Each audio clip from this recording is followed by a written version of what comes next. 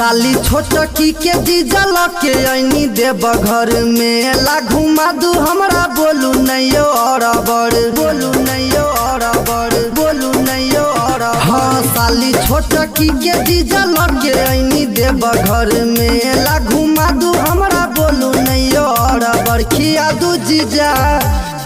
दू जीजा मेला में यो चाउमीन मोमो बर्गर खिया दू जीजा मेला में यो chow mein momo burger chow mein momo burger chow mein momo burger खिया दू जीजा मेला में यो चाउमीन मोमो बर्गर अमित तिवारी छोरा ले चिकनिया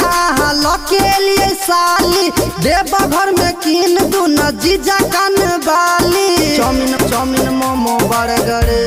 तो जीजा बाबा के दर्शन के लिए मन थाक गेलैयो तो चेहरा सुख गेलै हमर बारा बाई जगेलैयो ए दिन खड़ा करै छी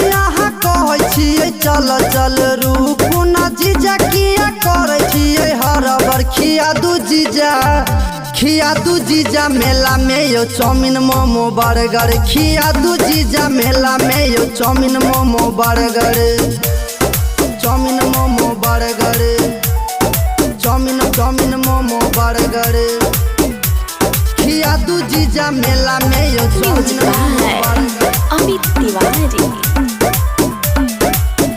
जीजा साली जी से आहा किया करे छियै नखरा किन दू न पहुना एगो झालर वाला कपड़ा चाउमीन मोमो बर्गर टराइटर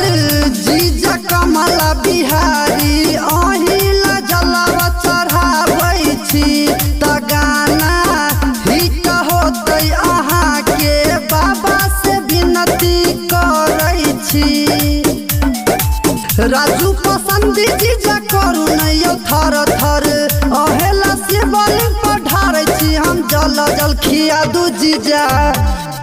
दू जीजा मेला में यो चाउमीन मोमो बर्गर खिया दू जीजा मेला में यो चाउमीन मोमो बर्गर।